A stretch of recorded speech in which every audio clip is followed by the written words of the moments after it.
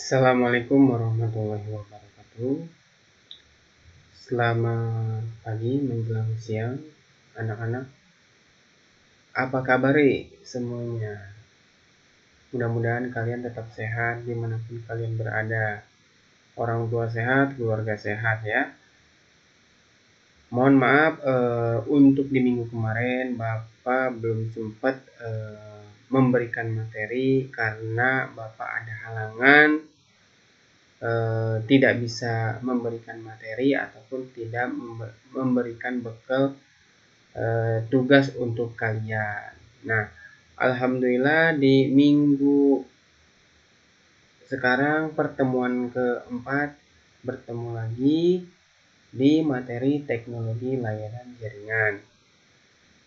Kita akan membahas step by step materi yang dari materi pertemuan ke-1, kedua, ketiga, dan keempat. Nah, sebelum memulai materi, Bapak akan menjelaskan tentang prosedur syarat untuk nilai kalian, yaitu mengisi Google Form dan mengisi tugas-tugas kalian. Karena tugas itu syarat untuk nilai kalian dan absensi kalian. Nah, adapun untuk absensi yaitu menggunakan Google Form. Nah, Bapak memberikan contoh. Di sini ada absensi nilai mapel TLJ kelas 1 TKJ 11 ya. Kelas 11 TKJ 1. Nah, nama lengkap diisi dengan nama lengkap kalian, jangan nama singkatan ya. Karena mungkin nama kalian tidak hanya satu saja. Diisi dengan nama lengkap, nama hurufnya kapital kalau bisa, kelasnya kelas TKJ berapa, mapel TLJ-nya bulan, hari, dan tahun diisi. Lalu jenis kelamin kalian pilih ya. Karena Bapak pengen tahu kalian itu laki-laki atau perempuan. Karena di sisi daring ini Bapak belum bisa tatap muka, belum bisa berjumpa dengan kalian. Adapun pertama kali ya itu kemarin pas perkenalan. Untuk lebih jelasnya lagi ya diisi jenis kelamin yang jelas ya. Upload tugas. Nah, upload tugas ini di sini Bapak setting ataupun tugas yang bisa terbaca yaitu berupa file doc ataupun PDF.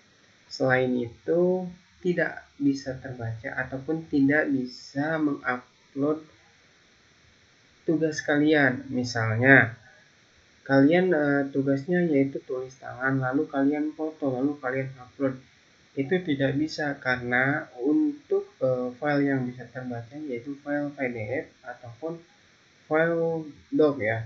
Untuk cara convertnya kemarin Bapak udah kasih tahu step by stepnya untuk cara merubah file JPEG ataupun gambar ke sebuah PDF ataupun doc menggunakan media online, PDF online, yaitu ada I Love You PDF, Smile PDF, terserah kalian bebas untuk menggunakan fasilitas yang ada di browser ya, PDF online itu ya.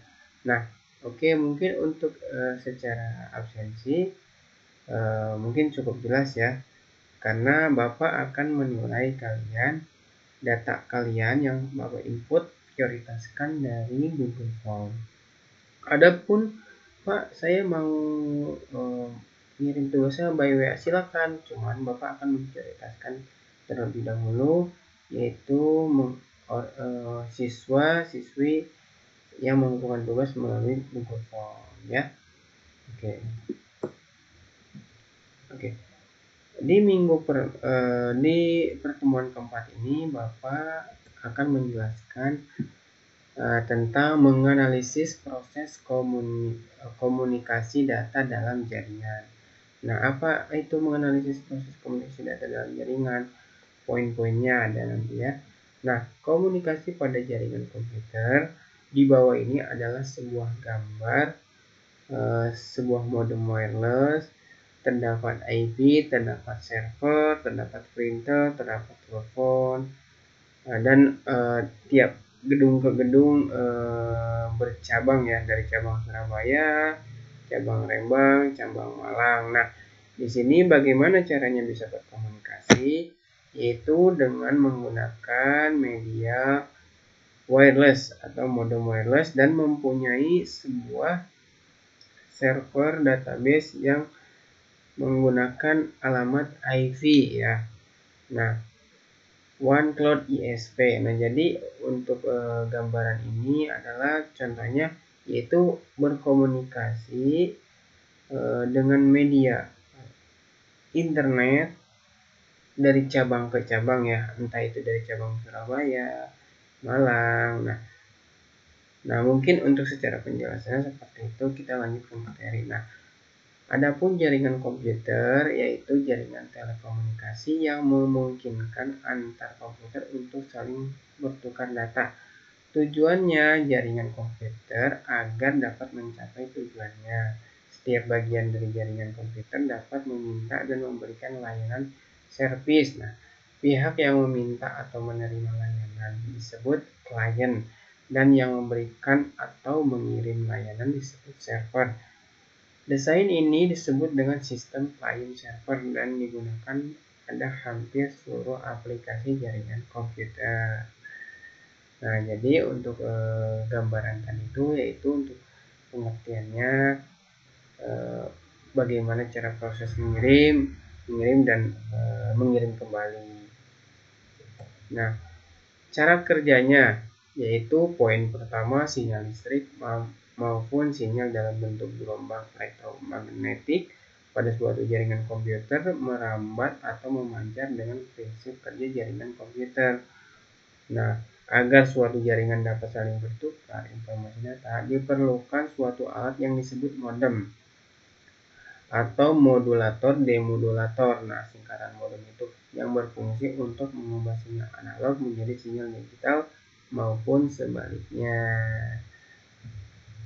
Oke. Ada 4 komponen untuk utama pada komunikasi jaringan komputer. Yang pertama, sender, protokol, media transmisi, receiver. Nah, apa itu sender, apa itu protokol, apa itu media transmisi, apa itu receiver? Kita akan kupas tuntas dan dijelaskan ya. Nah, sender suatu proses dalam mana seorang ataupun beberapa orang, kelompok, organisasi, dan masyarakat menciptakan dan menggunakan informasi. Protokol yaitu sebuah aturan atau standar yang mengatur atau mengizinkan terjadinya hubungan komunikasi dan perpindahan data antara dua atau lebih titik komputer. Poin ketiga yaitu media transmisi, media yang menghubungkan antara pengirim dan penerima informasi data. Karena jarak yang jauh, maka data terlebih dahulu diubah menjadi kode atau isyarat.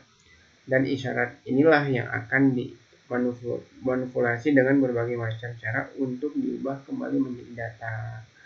Nah, poin keempat yaitu receiver ya. Receiver yaitu pihak yang menjadi sasaran pesan yang dikirimkan oleh sumber komunikator. Nah, pertama-tama sender mengirimkan sinyal informasi menuju receiver melalui protokol encoder yang mengubah sinyal digital menjadi sinyal analog. Kemudian sinyal melalui media transmisi dan melalui protokol kedua decoder kembali menjadi sinyal digital sebelum masuk ke receiver. Dalam hal ini protokol dapat diistilahkan seperti penerjemah informasi data.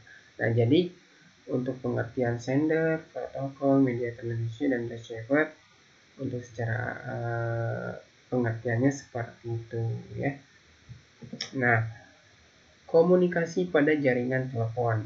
Nah, jaringan telepon kabel yaitu ada beberapa poin ya. Poin pertama yaitu suara. Suara dari pengiriman diterima oleh alat yang disebut mikrofon. Poin keduanya, mikrofon mengubah gelombang suara menjadi sinyal listrik kemudian disalurkan oleh perangkat telepon. Poin ketiganya, sinyal tersebut disalurkan melalui kabel ke pusat telekomunikasi. Dari pusat telekomunikasi, sinyal tersebut diteruskan kepada penerima. Lalu setelah sampai ke penerima, maka sinyal tersebut diubah lagi menjadi gelombang suara oleh alat yang disebut speaker. Jadi proses komunikasi telepon pada jaringan itu untuk secara poin-poinnya yaitu ada 5 ya. Tadi yang Bapak jelaskan ya. Lanjut, yaitu jaringan telepon seluler. Nah, di bawah ini adalah sebuah gambaran ya, yaitu ada sebuah speaker, telepon, dan touchstone keypad atau keypad ya untuk menekan tombol nomor telepon kita yang mau dituju kemana ya. Aux switch, nah aux switch dan ringer, dual jack ya. Jadi mungkin untuk secara jaringan telepon selulernya, yaitu untuk secara instalasinya bisa koneksinya yaitu seperti ini ya, yaitu ada kabel hijau dan merah, itu adalah sebuah kabel untuk mengalirkan arus listrik ataupun data ya. Nah, adapun telepon seluler menggunakan sistem wireless. Nah, pengiriman dan penerimaan harus tetap tercakup BTS. Apa itu BTS? Yaitu Base Transceiver Station, atau istilahnya peralatan yang memfasilitasi komunikasi secara wireless antara pengguna telepon ataupun seluler.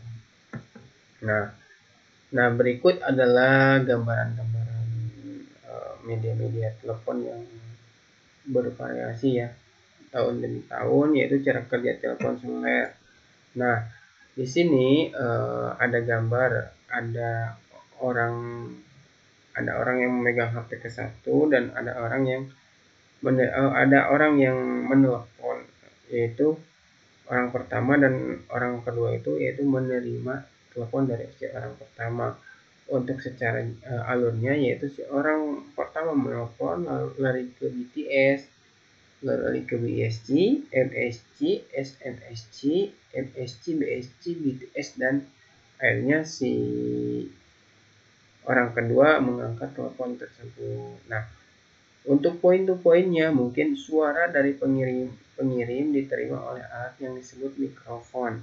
Nah, mikrofon mengubah gelombang suara menjadi sinyal listrik dan kemudian dipancarkan oleh ponsel ke BTS terdekat. Nah, sinyal tersebut diterima oleh BTS dan sinyal tersebut diteruskan ke pusat telekomunikasi.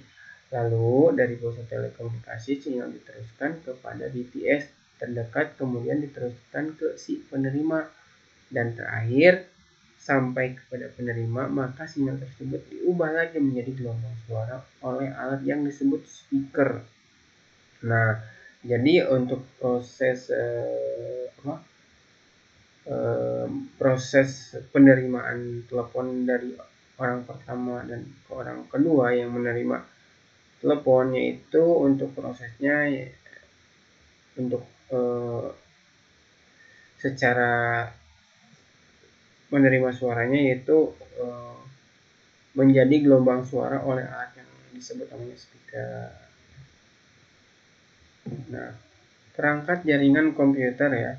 Perangkat keras jaringan komputer adalah perangkat yang digunakan untuk menghubungkan dua atau lebih komputer dalam jaringan komputer, agar setiap komputer yang terhubung dapat saling berbagi data, file, dan sumber daya lainnya. Seperti halnya komputer, sebuah jaringan komputer bisa beroperasi dengan didukung oleh software dan hardware ya. Nah, berikut perangkat jaringan komputer dan fungsinya. Nah, yaitu pertama modem, yaitu modulator demodulator. Untuk secara fungsinya yaitu merupakan perangkat yang menghubungkan kita ke internet. Nah, perangkat ini berfungsi mengubah sinyal analog menjadi sinyal digital.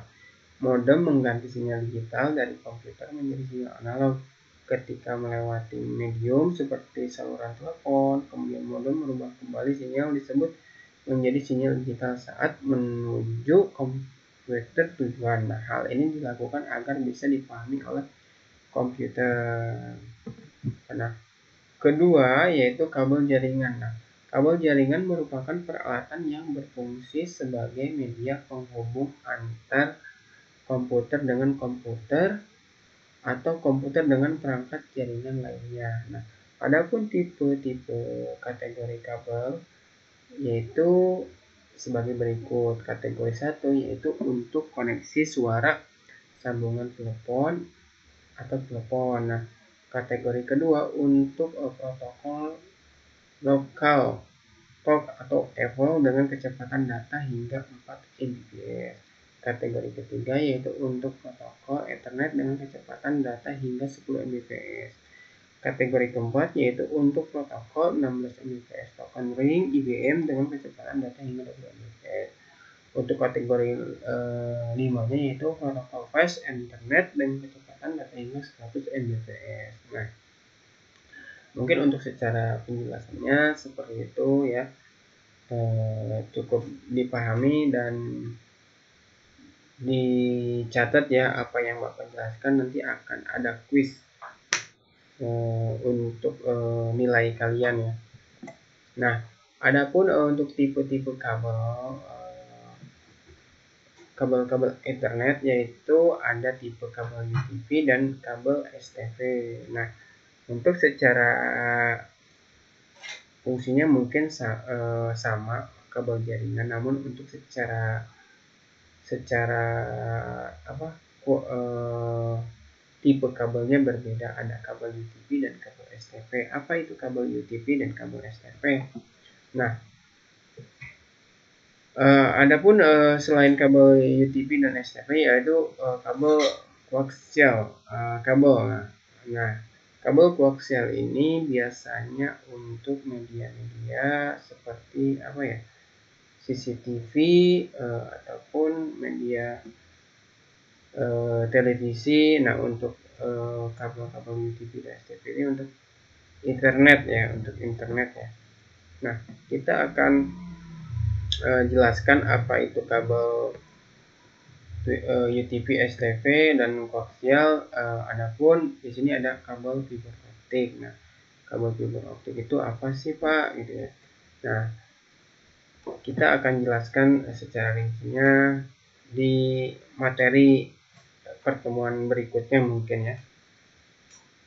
Nah, yang ketiganya yaitu network interface card, atau yang istilahnya NIC ya, yaitu perangkat keras jaringan komputer yang satu ini dikenal dengan istilah Ethernet card atau lebih populer dengan istilah LAN card. Nah, jadi LAN card NIC itu yaitu sebuah LAN card. Umumnya NIC ini sudah terintegrasi dengan motherboard komputer dan laptop yang bisa membaca sebuah jaringan baik wireless ataupun LAN ya, untuk media sebuah internetnya. Nah, konektor adalah alat yang menghubungkan kabel dengan network adapter.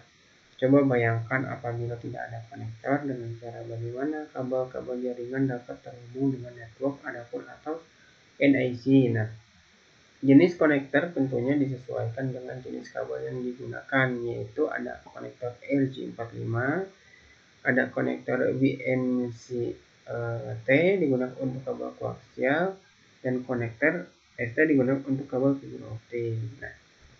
Nah, di sini adalah contoh-contoh konektor ya, ada konektor RJ45, BNC, dan fiber koaksial dan fiber optik ya.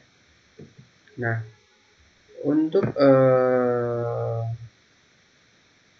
media-media lainnya yaitu seperti hub, switch dan repeater, serta bridge dan access point ataupun router. Yaitu hub adalah sebuah perangkat yang digunakan untuk menyatukan kabel-kabel network dari tiap workstation, server, ataupun perangkat lainnya. Nah, biasanya perangkat keras jaringan ini digunakan untuk membangun topologi bintang kabel twisted wire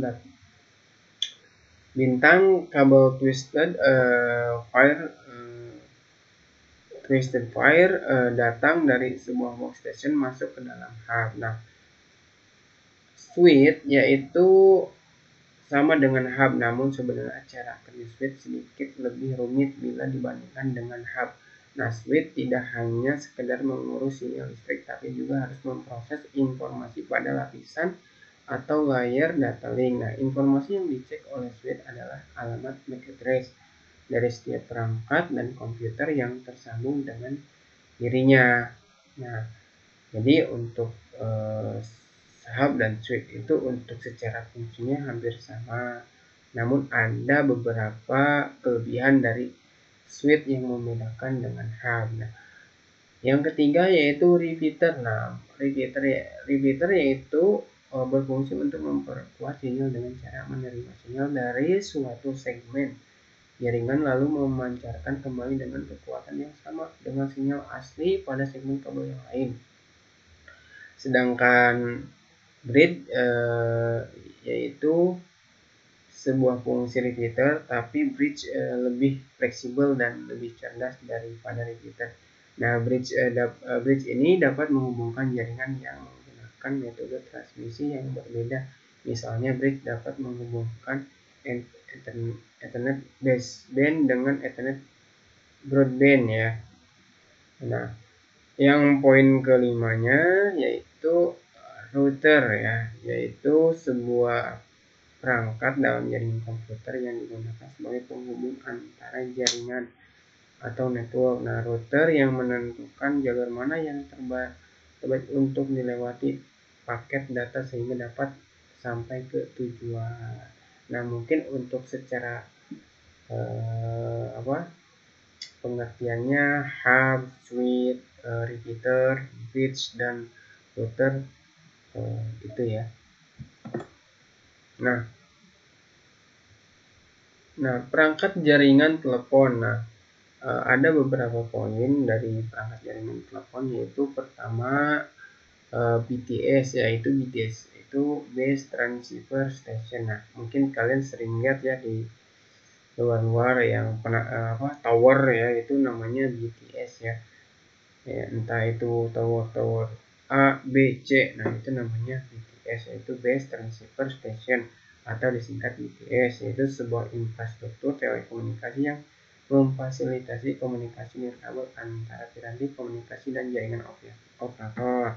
Nah, BSC yaitu Base Station Controller ya, yaitu BSC ini adalah sebuah controller dari BTS. Nah ya, jadi untuk BTS itu yaitu untuk infrastrukturnya, towernya, dan untuk mengontrol sebuah jaringannya, listriknya, yaitu ada di BSC, yaitu peralatan untuk mengontrol BTS. BSC itu seperti otak atau commander dari BTS. BSC menyediakan fungsi pengaturan pada beberapa BTS yang dikendalikannya. Nah, di antaranya fungsi handover, konfigurasi cell site, pengaturan sumber daya radio, serta tuning power dan frekuensi pada suatu BTS. Nah, BSC merupakan simpul konsentrator untuk menghubungkan dengan core network. Nah, dalam jaringan GSM umumnya sebuah BSC dapat mengatur 70 buah BTS. Nah, jadi untuk BSC ini fungsinya untuk mengkontrol sebuah BTS ya. Nah, adapun MSC yaitu Mobile Switching Center, yaitu sebuah singkatan dari Mobile Switching Center adalah merupakan titik penyampaian atau menyambungkan utama untuk teknologi GSM.